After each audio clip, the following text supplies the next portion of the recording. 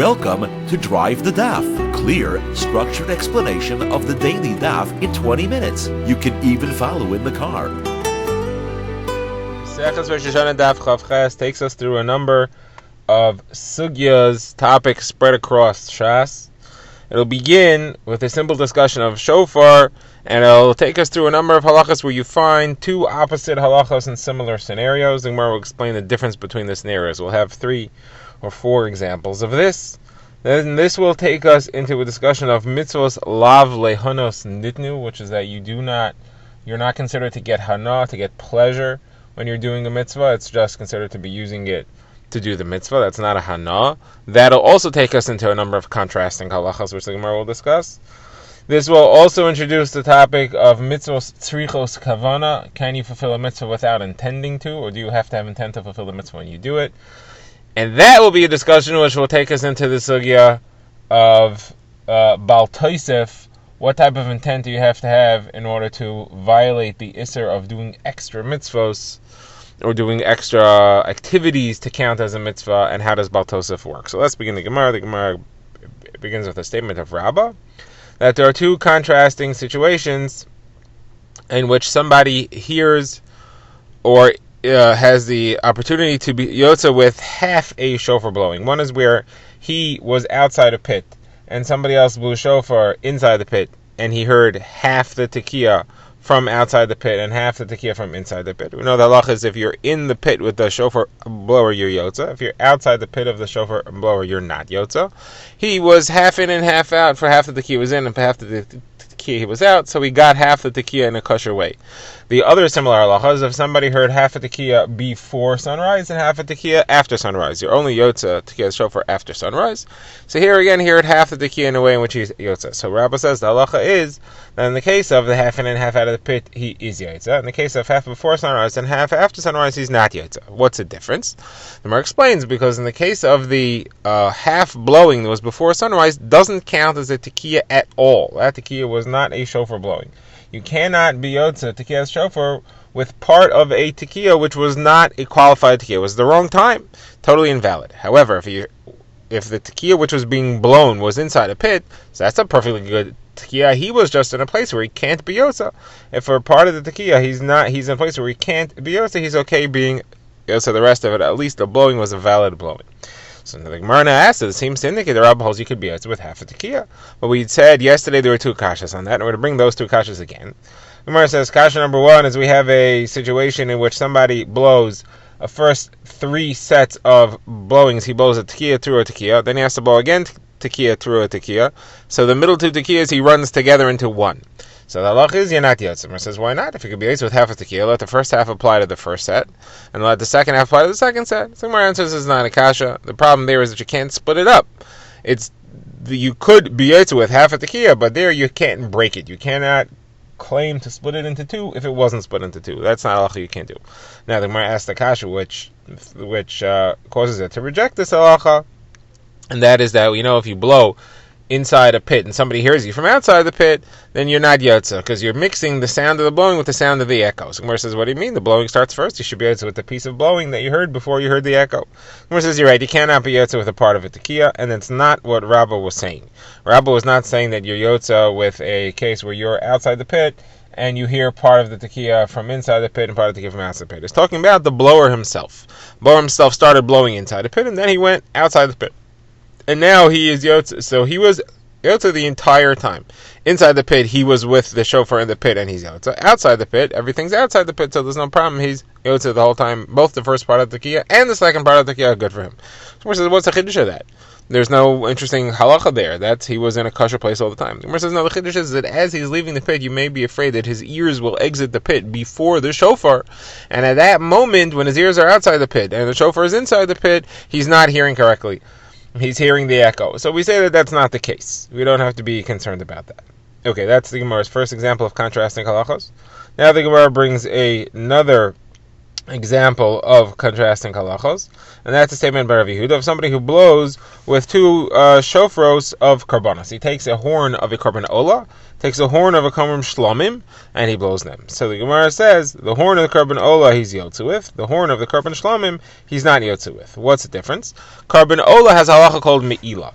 If you use a part of a karban ola for your own purposes, you violate the Yisr Me'ilah. Karban Shlamim, there's no Me'ilah until after the blood is thrown on the Mizbeach, and this is talking about where blood hadn't been thrown on the Mizbeach yet. Since there's no Yisr Me'ilah, we have the following halacha. Me'ilah makes the object that you're using, the piece of the animal, it makes it become chulin, makes it become not hektish anymore. You violate the Yisr Me'ilah, you have to make a carbon Me'ilah, but it becomes chulin now. So says Rabbi Yehuda, so therefore if you blew a carbon ola, and it was Me'ilah, it became chulin, and therefore you're yotza.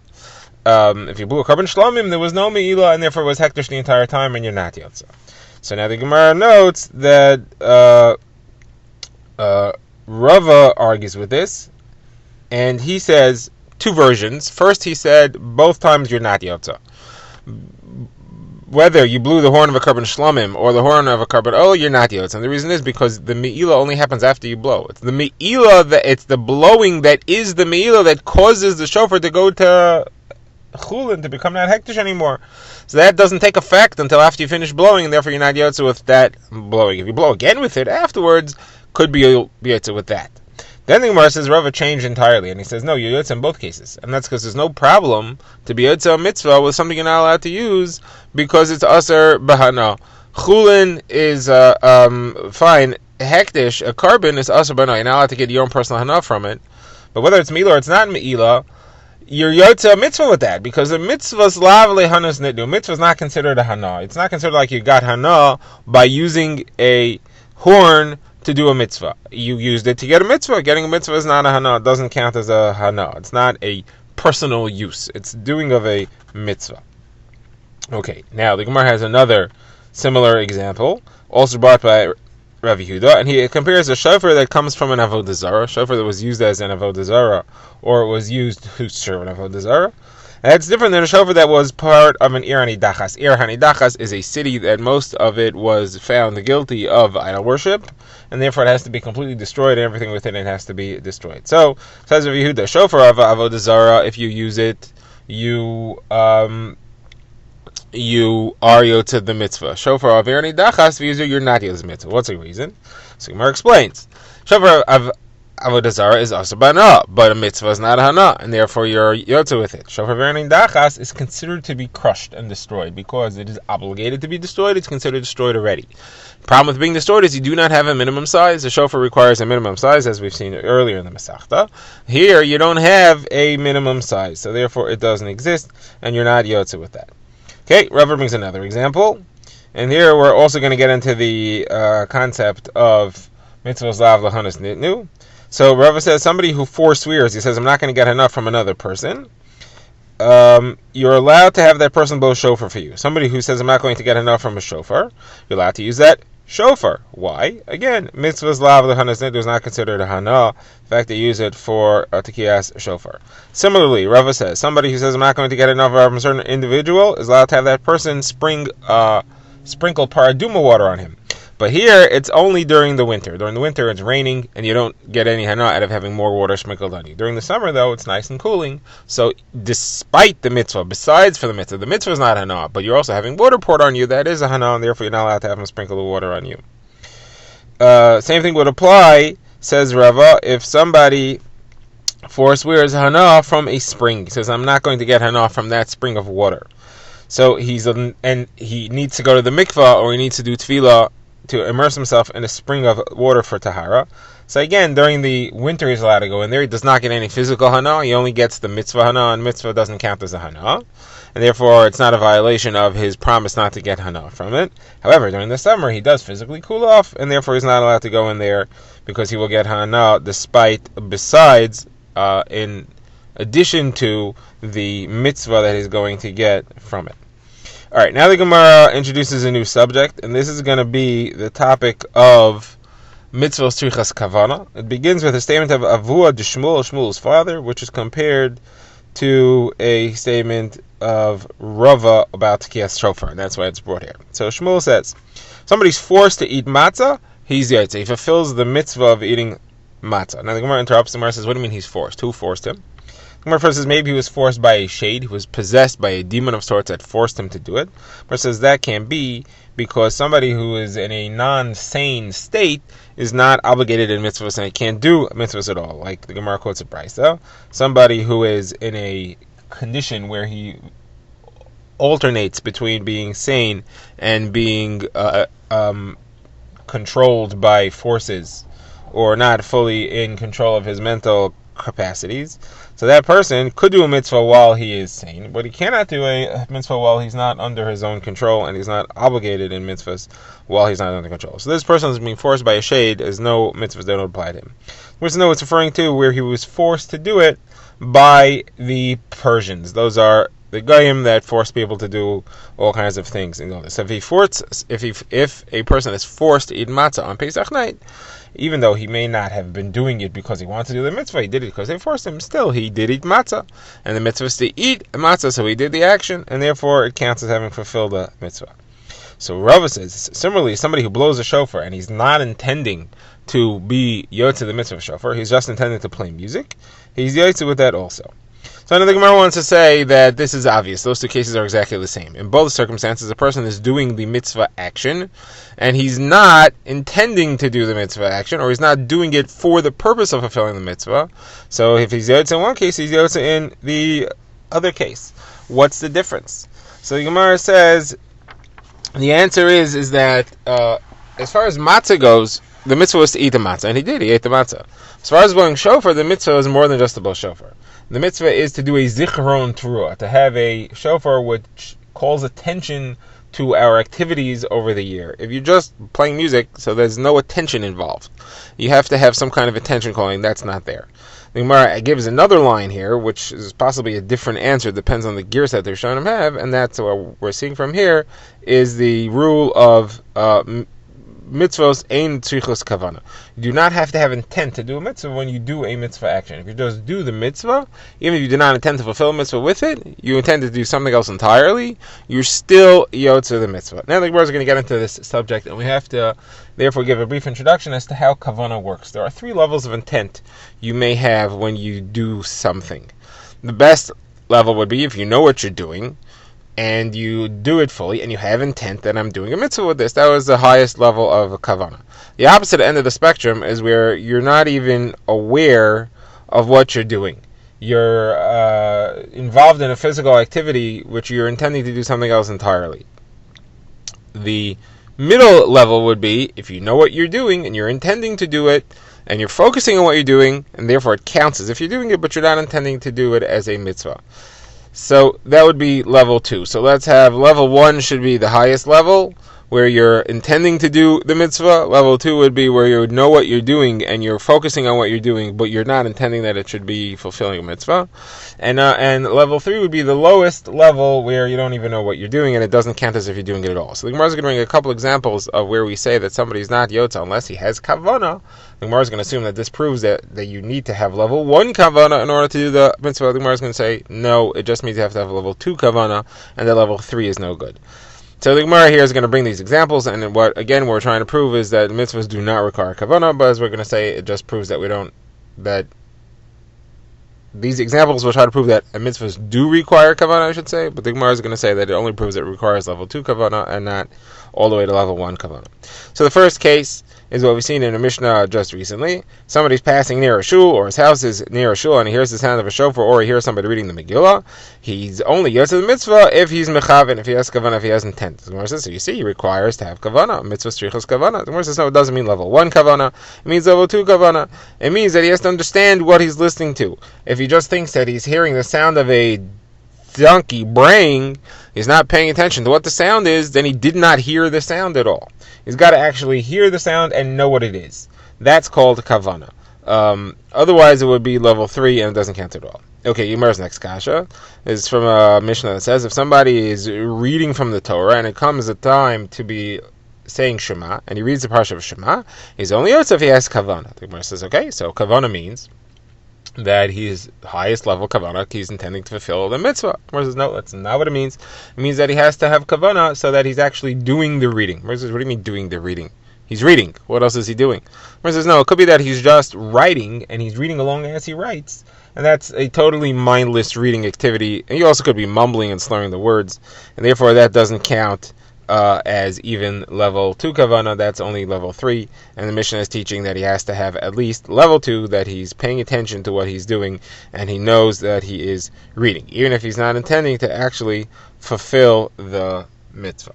Okay, the Gemara's third kasha is we see that not only does the person who hears the shofar have to have kavanah to be yotze, but a person who blows the shofar has to have kavanah. Which is, what do you mean? I understand that the person who hears the shofar has to know that it's level 2, that it's a shofar blowing, and not that it's level 1, that it could just be the sound of an animal. But the person who's blowing shofar, what other levels of kavanah are there? You're blowing a shofar. There can't be. You don't know what you're doing. The only low level kavanah is level 2. So when we say that he has to have a kavanah, it has to mean that he has level 3. So the Gemara says no, there is a level 1. Level 1 here would be as if he's intending to make short sounds. He's just intending for the shofar to bark, the Gemara says, just to make short, choppy sounds that are not long enough to actually be the sound. But what ends up happening is he blows too long. Then he didn't even intend to do what happened. He didn't intend to make the shofar sound at all. He intended to make a different sound, and therefore it does not count as level 1. And the Mishnah is teaching us you have to have at least intent to make a shofar sound, not some other sound. So it's telling you need level 2, and not that you need to have all the way up to level 1. He had intended to have just level 3. Okay, that concludes this level of questioning, this line of questioning on the statement that mitzvos lav tzrichas kavanah, mitzvos do not require intent. Now the Gemara has a new line of questioning, which will take us to a complex analysis of the Isser of Baal Tosef. So, Baal Tosef, of course, is the Isser to add on to a mitzvah, to do more than what the Torah said. There's also an Isser to do less than what the Torah said. Abaya's kasha is somebody who sleeps in a sukkah after Sukkot, let's say the day after Sukkot. So ordinarily we say it's not a problem. He's not trying to do the mitzvah. So there is no Baal Tosef involved. He's just sleeping. But according to what you're telling me, says Abaye, that a mitzvah does not require kavanah. So by a person sleeping in a sukkah, he could be yotze that without intending to do the mitzvah. So then if it's after Sukkot, he's also doing the mitzvah. Even though he's not intending to do the mitzvah, intent is not required to do mitzvah. So he's doing the mitzvah after Sukkot. You're doing a mitzvah after Sukkot is Baal Tosef if you're adding on to the mitzvah. So Gemara says that Rava answers no. He holds Baal Tosef is only if you do more of a mitzvah in its proper time. If you do it in another time that's not Baal Tosef. So if somebody were to, let's say, take 5 different minim as part of the lulav, that would be Baal Tosef. If he would put on 2 pairs, if he would put on 3 tefillin, or if he would have 5 cubes in the tefillin, or if he would have 5 strings, 5 corners, 5 tzitzis on his tzitzis clothing, that would be doing more of a mitzvah. But just doing it in an extra time, that doesn't count as Baal Tosef at all, and therefore there's no Baal Tosef involved over here. So now the Gemara questions, is this true? Gemara says, it's not true. I'll show you that there is Baal Tosef even if you do something after the time. Where do you see that? So Gemara says that Rav Shemin bar Abba asked a kasha from a Kohen who says another bracha. He adds a bracha onto his Birchos Kohanim. So if he adds it after he finishes the Birchos Kohanim, so then he's adding a bracha after he finishes doing the Birchos Kohanim, and it's after the time, and he violates Baal Tosef. That's what the Brisa says. So Gemara answers, no, this is not after the time. It's talking about where he did it in middle of the time. Gemara says, no, you can't say that because it says after he finishes. Gemara says, no, it means after he finishes the first bracha. Gemara says, no, it says after he finishes the brachos. So Gemara answers, no. The time of saying Birchos Kohanim is all day, because even though you said Birchos Kohanim once in one minyan, you could say Birchos Kohanim again in a different minyan. So it's all part of the time. I was talking about after Sukkot, where it's not part of the time anymore. Okay, now the Gemara says, and we could prove to you that this halacha is true, that if you could still do the mitzvah again, it's still considered the time, and therefore Birchos Kohanim extends the whole day. And in order to prove this, the Gemara introduces another Mishnah talking about putting blood on the Mizbeach. We'll have to learn up that Mishnah in depth, and then we'll get back to analyzing whether it's a proof to this or not. So that Mishnah discusses the fact that different karbanos had different amounts of applications of the blood on the walls of the mizbeach. A bechar or a meiser only had one matana; it was only supposed to be put on the mizbeach once. However, shlamim, asham, ola, and a toda had 4 matanos. They had their blood put on the mizbeach 4 times. Says the Mishnah, what happens if you mix up blood? So if you mix, let's say, a bechar and a meiser, they're both supposed to only go on the mizbeach once. Great. So you apply the blood to the mizbeach once. You assume you got both of them. Yaitza. If you had 4 mixed with 4, let's say you mix the blood of a carbon shlamim and a carbon asham, put them all in the mizbeach. Put the mixture on the mizbeach 4 times. Yaitza the mitzvah all 4 times. What if you mix 1 with 4? You have a blood of, let's say, a bechar mixed with the blood of a carbon ola. So now what are you supposed to do? You can't put it 1 time because the ola has to be put 4 times. Can't put it 4 times because the bechar is only supposed to be put once. If you do the 1 4 times, you'll be violating Bal Taisef. If you do the 4 1 time, you'll be violating Bal Tigra, doing less than you're supposed to do. So what are you supposed to do? So the Gemara says a Machlokas Rabbi Eliezer and Rabbi Yeshua. Rabbi Eliezer says do it 4 times because you don't want to violate Bal Tigra. Rabbi Yeshua says do it 1 time because you don't want to violate Bal Tosef. Says Rabbi Eliezer, says Rabbi Yeshua, my way is better, because if you only put it once, so if you violate Bal Tigra, at least you didn't do an action that violated it. You violated it by doing less, fine, but it's not an action. But if you go and you do 4 matanos, you apply the blood 4 times, you went and with your hands, you did something you're not allowed to do. You did 4 you did 4 applications, 3 of which are too much for the Bechar's blood, and that's an actual application be'isser. Now, what do we see from here? We see that putting on more applications of blood is considered to be Bal Tosef. Why don't you say it's not Bal Tosef because the time has ended? Once you did 1 application, the time is over. Obviously, the time extends the whole day because you could bring another Bechar the whole day. So Gemara says that's not obvious at all. Maybe the reason that you're violating it is because there is no such thing as limiting Bal Tosef to the time of the mitzvah. Even if you do something after the time, it's also Baal Taisef. So what kind of proof is this to Rava's position? This is another kasha on Rava's position.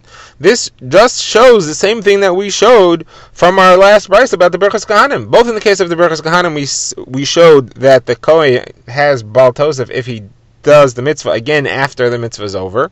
And here also you see that there's Baal Tosef if you do the mitzvah again after the mitzvah is over. Okay, Rava could answer both cases with his chiddush and say, no, the time extends because you could keep doing the mitzvah again. You could do Berachas Kahanim again, and you could do another carbon bechar again, so the mitzvah is still considered to be happening. But either way, the brisa itself has the same kasha, and you could give the same answer. Right? Both the brisa and the Mishnah, that is the case of the Kohen, who's doing Berachas Kahanim, in the case of the Kohen who's applying the blood, both of those show that there is a Bal Tosef after the mitzvah is over, and you're telling me that it extends. So the Gemara says, no, what the Gemara meant to do here was to ask a kasha. When we asked on Rava, why do we ask from the case of the Kohen saying Berachas Kahanim? That's a brisa. The same kasha could be asked from the case of the Kohen who's putting the blood on the Mizbeach. That's a Mishnah. Better ask from a Mishnah than a brisa. So the one who asked the kasha here was Rav Shimon bar Abba. The Gemara wants to know, why did he ask from a brisa, not a Mishnah? The Gemara answers the reason he wanted to ask from a brisa, not a Mishnah, is because he felt the kasha from the brisa was better. The case of the Mishnah was the Bechar. There, it's more logical to say that the time extends the whole day, because the Kohen cannot refuse to do a Bechar avoda if he wants to. And therefore, it's logical to say that time extends the whole day. However, the Kohen who's doing Berachas Kahanim doesn't have to do Berachas Kahanim if he doesn't want to. Therefore, it's more logical to say that time does not extend. Alright, so now the Gemara goes back to the kasha which we asked on Rava, which was that if you hold the mitzvahs do not require kavana, if you sleep in the sukkah after sukkah is over, you're violating Bal Tosef. So the Gemara says Rava has another answer. Rava says, no, I said the mitzvahs do not require kavana. That means to be yoytze mitzvah, to fulfill a mitzvah, you don't have to have intent to do it. But to violate the Isser Bal Tosef, that's only if you have intent to violate that Isser itself. So the Gemara says, but what do you mean? What about the case of the Kohen who's putting blood on the Mizbeach? You said that he does Bal Tosef if he puts the blood of the Bechar on the Mizbeach more than 1 time, but he doesn't intend to put the Bechar on. He's only intending to put the other one on, the one that's mixed, the carbon ola that's mixed with it. So Gemara says that therefore if Rava's holding that you don't violate Baal Tosef unless you intend to do the mitzvah, he's not intending to do the mitzvah of putting the blood on the mechar, on the mizbeach, so what's the problem? Why is it an issue? So the Gemara says, the Rava meant to say as follows. There's 3 levels. Doing a mitzvah to fulfill it does not require kavanah. Doing a mitzvah to violate Baal Tosef in its proper time does not require kavanah, and that's why the case of the Bachar's blood that was put 4 times is Baal Tosef. However, doing a mitzvah in its not proper time, that's not considered to be a mitzvah unless you have intent to do the mitzvah, and therefore the case of the sukkah, you are not violating Baal Tosef unless you have intent to do the mitzvah by sleeping in the sukkah after Yom Tov is over. So I point out in the Machlokes between Rabbi Lazar and Rabbi Yeshua, they both resolved they held of their own opinion because they said that there's no Baal Tigra, there's no Baal Tosef if it's mixed together. They each held respectively that their own Isser is not violating when it's mixed. Drive the Daf is a project of the Grand Woodlands Shul and is presented by Rabbi Yitzchak Landa. Find us on YouTube or subscribe to daily emails by emailing drivethedaf@gmail.com.